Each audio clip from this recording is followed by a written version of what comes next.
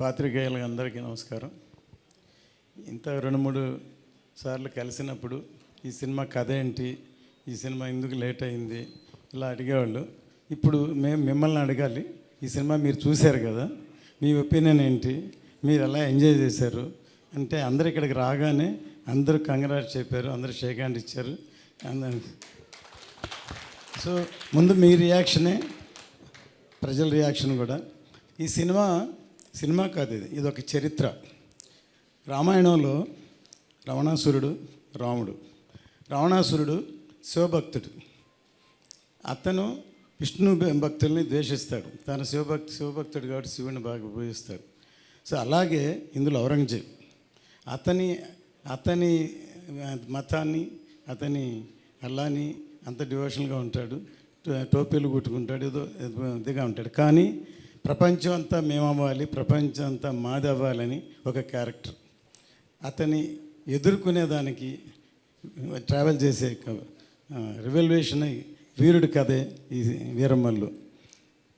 కళ్యాణ్ గారు ఇంతవరకు పాలిటిక్స్లో ఒక ఎర్ర తువాలు వేసుకుని అలాంటి ఇంట్రడ్యూస్ చేశారు.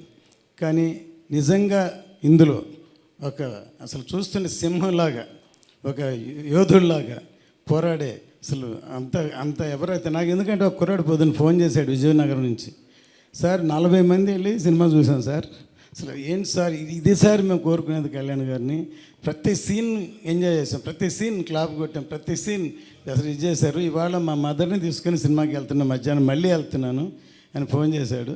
సో ఇప్పుడు ఫ్యామిలీ కూడా ఈ సినిమాని చూసి ఎంజాయ్ చేస్తారు. అతను చెప్పిన దాన్ని బట్టి ఫ్యామిలీస్ వెళ్తున్నారు, పిల్లలు అందరూ చూస్తున్నారు ఈ సినిమాని. సో ఈ సినిమా ఇంకా పెద్ద హిట్ అవుతుందని రోజు రోజుకి. ఎందుకంటే కొంతమంది యాంటీ వాళ్ళు ఉన్నారు, ఏదో అదే చూస్తున్న యాంటీ ప్రచారం చేస్తున్నారు, అవన్నీ ఎవరు లెక్క చేయరు.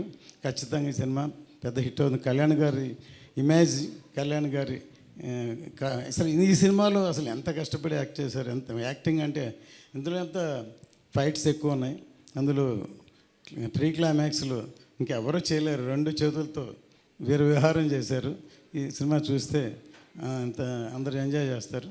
సో పాత్రికేయులందరికీ మీ అందరూ సపోర్ట్ కావాలి, ఇంకా దీన్ని బాగున్నదాన్ని ఇంకా ఎక్కడో తీసుకెళ్ళాలి.